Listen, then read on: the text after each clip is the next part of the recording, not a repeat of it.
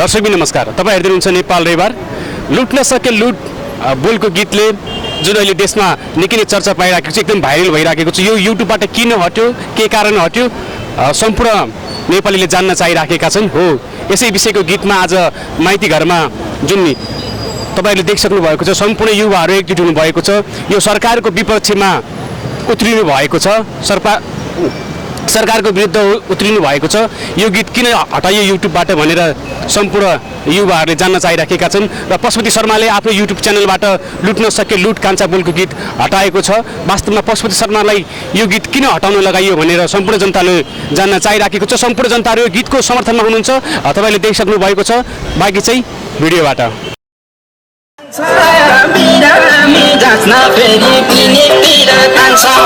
हाम्रा गाउँको घरको भाइ सुब्बामा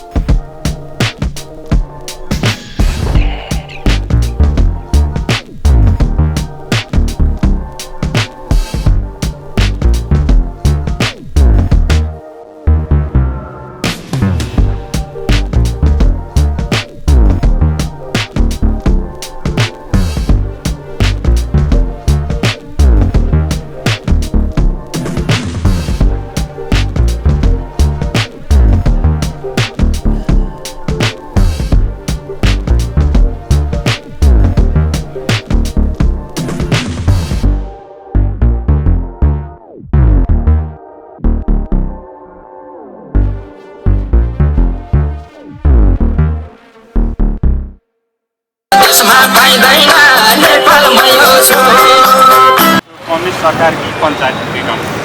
तपाईँ विचारमा पञ्चायत रिटर्न भएको लाग्छ?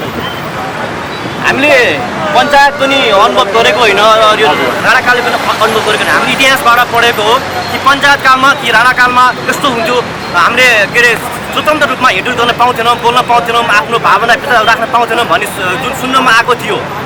आज त्यस्तै तपाईँको अब हामीहरूले स्वतन्त्र रूपमा बोल्न नपाउने, सामाजिक सञ्जालमा आफ्नो अभिव्यक्तिहरू व्यक्त गर्न नपाउने जुन यो सरकारले, जुन यो 2 तिहाईको सरकारले आफ्नो दम्म देखाएको छ, यसको विरोधमा हामी स्वतन्त्र रूपमा युवाहरू सबै एकजुट भएर यसको विरोधमा हामी आज उपस्थित भएका छौँ। आगामी दिनमा पशुपति शर्माजीसँग कनेक्ट गरेर अगाडि बढ्ने योजना पनि छ। उहाँसँग उहाँसँग पर्सनली कुरा भएको छैन, तर उहाँ पनि मलाई लाग्छ उहाँले जुन स्ट्याटस लेख्नु भएको छ फेसबुकमा, उहाँले भन्नुभएको छ कि मैले आफ्नो इच्छाले हटाएको छु भन्नुभएको छ, तर त्यो बिल्कुल पनि होइन। र उहाँले चाहिँ विभिन्न दलको यो जुन यो गभर्मेन्ट सरकारको भनौँ न जुन यो त्यसको प्रेसरमा आएर उहाँले जुन युट्युबबाट जुन गीत हटाउनु भएको छ, उहाँले सायद सरकारले युट्युबबाट गीत हटाएर ठुलो नै काम गरी भन्ठाने होला, तर जनताको मनबाट अहिले त्यो गीत हटेको छैन। आज त्यही भएर हामी यहाँ यो बाइतीघर मण्डलामा खुला रूपमा आफ्नो स्वतन्त्र रूपमा त्यही गीत बजाएर नाचिरहेका छौँ, रमाइरहेका छौँ। यो मिडिया मार्फत सरकारलाई के भन्न चाहनुहुन्छ? सरकारलाई के भन्न चाहेको छ भने जसरी हामीले यहाँ लेखेका छौँ कम्युनिस्ट सरकार कि पञ्चायत रिटर्न्स, तपाईँहरूले चाहनुभएको कुरा के हो? खोज्नु कुरा हाम्रो जनताको अधिकार खोज्ने हो कि जनतालाई अधिकार झन्टिने हो, बाँड्ने हो? जहाँसम्म लाग्छ यो जुन गभर्मेन्टको सरकारको रवैया छ, जनतालाई दबाएर राख्ने, आफ्नो निर्णय लाद्ने। त्यसैले सरकारलाई हाम्रो सम्पूर्ण युवाहरूको के सुझाव छ भने गणतन्त्र साँच्चीकै आएको छ भने जनतालाई अधिकार दिनुहोस्, जनतालाई स्वतन्त्रता दिनुहोस्, प्रेस मिडियामा अङ्कुश नलाउनुहोस्, कलाकारहरूलाई अङ्कुश नलाउनुहोस्, उहाँको आवाजहरूलाई बुलन्द बनाउन दिनुहोस् भन्न चाहन्छु। Thank you so much. Thank you.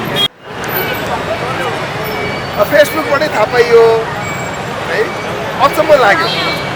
यो देशमा लुटिनु पनि पर्ने, लुटेको बारेमा गीत गाउन पनि नपाउने यस्तो काहीँ हुन्छ यो दुनियाँमा 21औं शताब्दीमा? ए बाबा, पहिला त लुटी नै भएन लोकतन्त्रमा, अघि सरकार जवाफदेही हुनु पर्यो। र दोस्रो कुरा, कोही मान्छे लुटिएको छ भने लुटिएको बारेमा त बोल्न त पाउनु पर्यो नि त, होइन है? हुनु पर्यो, त्यति हो नि त। र म एउटा कुरा के भन्न चाहन्छु भनेदेखि यो सरकार अधिनायकवादी त छँदैछ, त्यसभन्दा पनि अलिक डरलाग्दो स्थिति भनेको फाँसीवाद भनिन्छ। फाँसीवादमा के हुन्छ भने अधिनायकवादमा सरकार मात्रै जनताको विरुद्धमा हुन्छ, फाँसीवादमा के हुन्छ भने उसले गैर सरकारी संस्थाहरू, आफ्ना भातृ सङ्गठनहरूलाई पनि प्रयोग गरेर जनता विरुद्ध जनता लडाउँछ, जनतालाई थ्रेट जनताले नै दिन्छन् है, त्यस्तोको लागि पनि उपयोग गर्छ, प्रयोग गर्छ। जस्तै अहिले युवा सङ्घ नेपालको नाममा फेसबुकमा एउटा निहत्था कलाकारमाथि जुन किसिमका आरोप प्रत्यारोप धम्कीहरू दिएर उनको एउटा सृजनालाई मार्न खोजिएको छ, त्यो भनेको हामी फाँसीवादतिर जाँदैछौँ। अधिनायकवाद भन्दा पनि डेन्जरस हो यो बुझ्नु पर्यो। एउटा कुरा यो।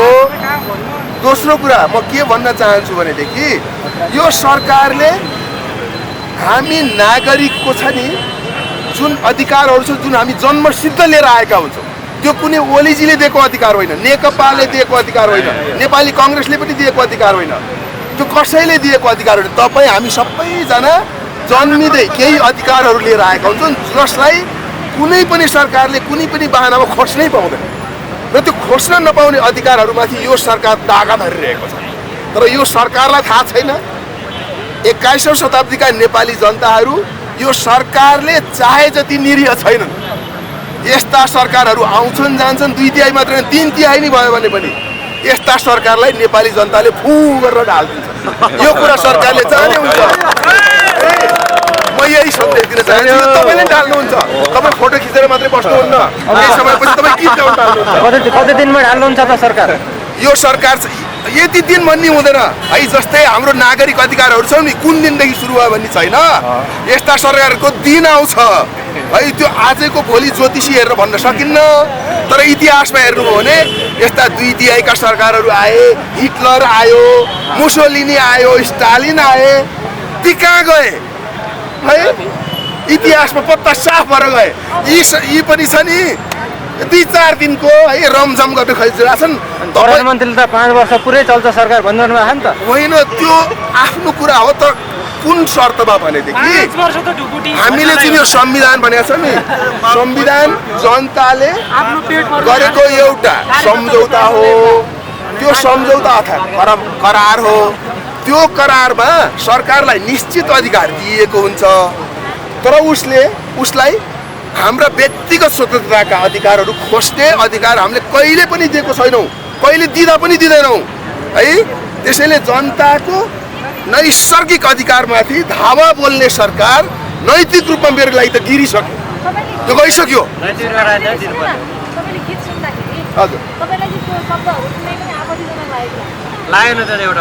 त्यस्तो मलाई कुनै पनि आपत्तिजनक लागेको छैन। तर प्रश्न भनेको मलाई आपत्तिजनक लाग्यो कि लागेन भन्ने होइन के। एउटा कलाकारले आफ्नो मनको कुरा व्यक्त गर्न पाउँछ, त्यसलाई आपत्ति लाग्यो भने मैले अर्को गीत गाउने भने त त्यो गीत गाउने स्वतन्त्रता मलाई छैन त। मलाई आपत्ति लागेको लाग्यो एउटा कलाकारले सिर्जना गर्दाखेरि तपाईँलाई मलाई उहाँलाई सोध्दै हिँड्ने हो। उसले आफ्नो मनमा लागेको कुरा शान्तिपूर्ण हिसाबले अहिंसात्मक हिसाबले व्यक्त गरे। कलाकारको कामै त्यही हो। त्यसमा हरेक मान्छेलाई सोध्दै हिँड्नुपर्छ। गोकुल बास्कोटालाई सोध्नुपर्छ, तपाईँ केपी ओलीलाई सोध्ने हो। म यो कविता लेख्दैछु, म यो उपन्यास लेख्दैछु। बुद्धि सागरले हरेक उसका उपन्यासका पात्रहरूको हरेक शब्द चाहिँ केपी ओलीलाई सोधेर गर्नुपर्ने हो, गोकुल बास्कोटालाई सोधेर गर्नुपर्ने हो। बादशाहले आफ्नो कार्टुन बनाउँदाखेरि सञ्चार मन्त्रीलाई सोधेर सेन्सरसिप गराएर कार्टुन छाप्ने हो। प्रश्न त्यहाँनिर छ के। त्यस्तै गर्नुपर्छ भन्छ सरकार। यो सरकार त फन्टु सरकार छ नि त है। यो सरकार छ नि 2 तिहाईको काकतालीले पाएको सरकार रहेछ है। अब यस्तै छ यो सरकार।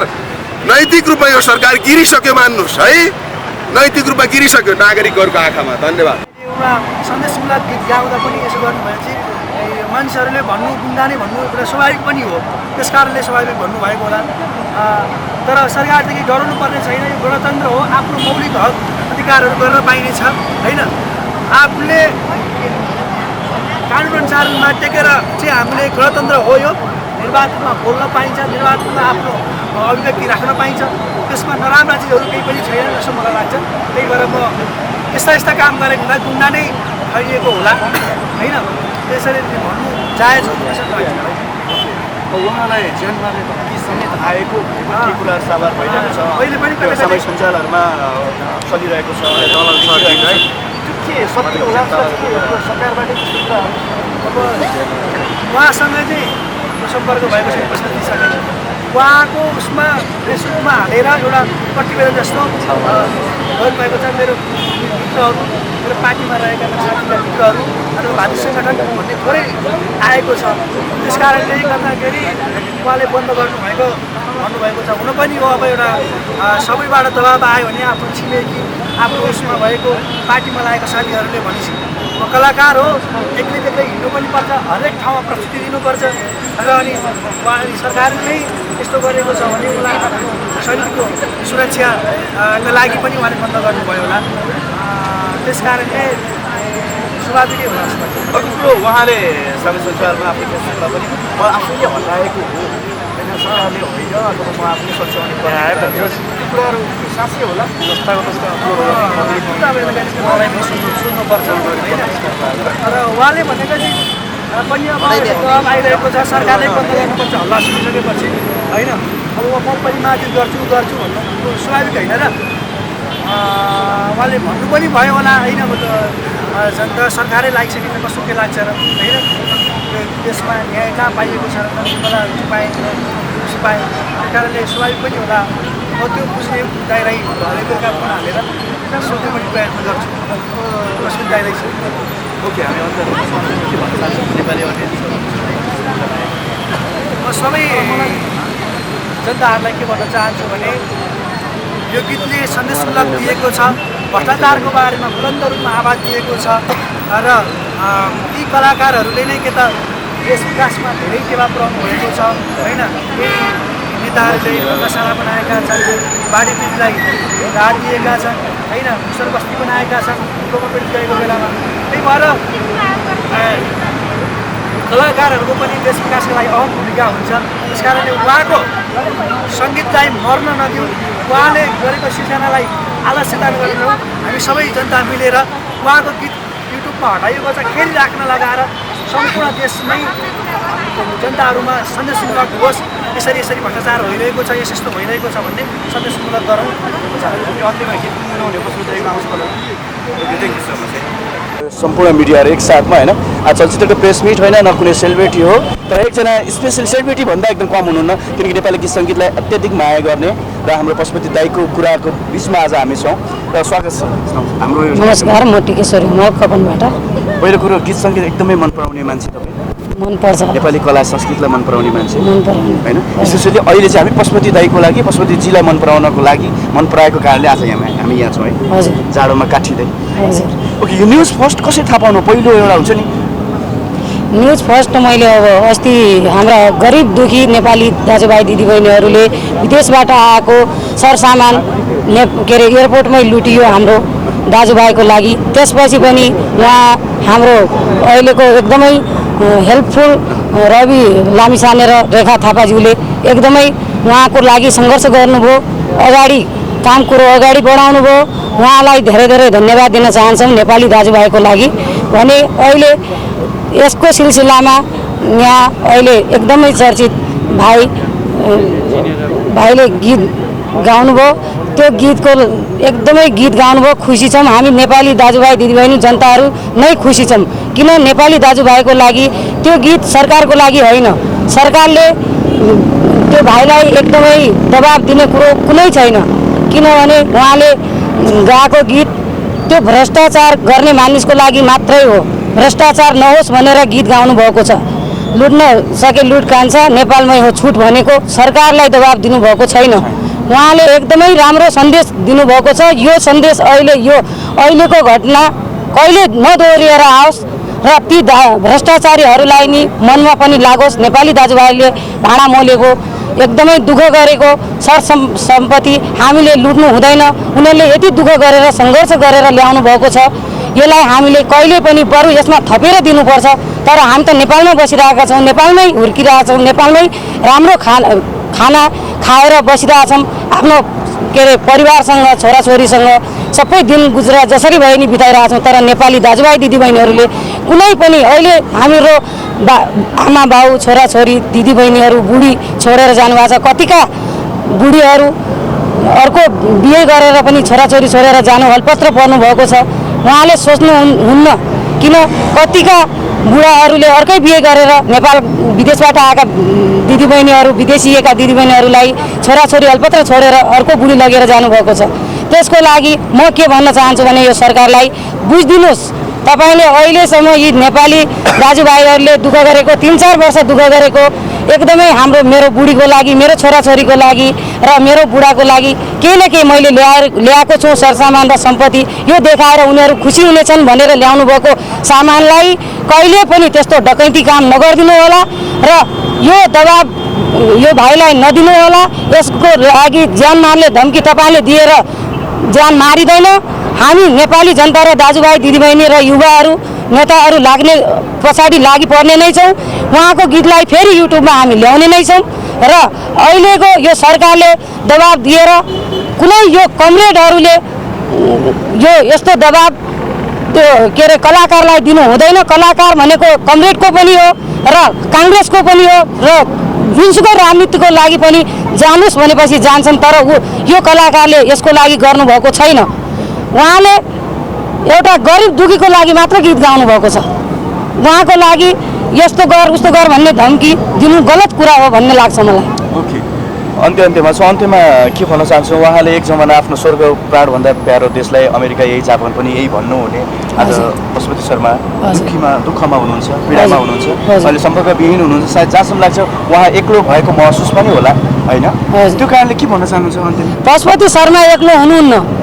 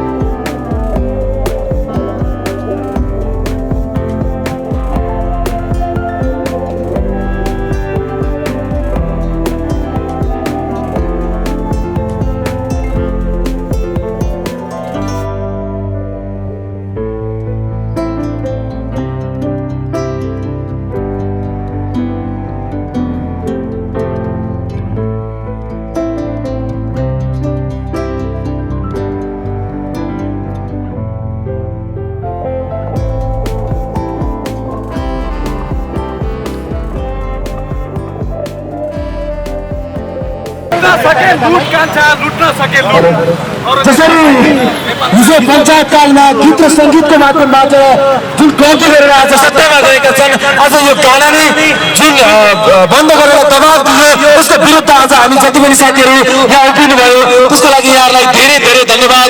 अब यो सरकार जति नै असभ्य अनि अलोकतान्त्रिक भए पनि आज यो कार्यक्रम हामीले सभ्य अनि लोकतान्त्रिक तवरले गरेका छौँ। यहाँहरू सबैलाई उपस्थित भइदिनु भएकोमा धेरै धेरै धन्यवाद। हामी अब टोल टोलमा आफ्नो ठाउँ ठाउँमा यो गाना बजाउँ र यो जुन प्रतिबन्ध गर्न खोजिरहेको छ यसको विरुद्ध सबै एकजुट बनाउँ र यो गाना घन्टाउँ, किनभने अहिलेको सरकारको चरित्रले उतार्नु गरेको छ। त्यसैले हामीले सरकारलाई जिम्मेदार बनाउन पनि यो गाना ठाउँ ठाउँमा बजाउनु पर्नेछ। त्यसैले साथीहरू छोटो समयमा पनि तपाईँहरू जुन उपस्थिति भइदिनु भयो स्वतस्फूर्त रूपमा आइदिनु भयो, यहाँहरूलाई धेरै धेरै धन्यवाद दिँदै आजको यस कार्यक्रम यही सकिएको घोषणा गर्दछु। धन्यवाद।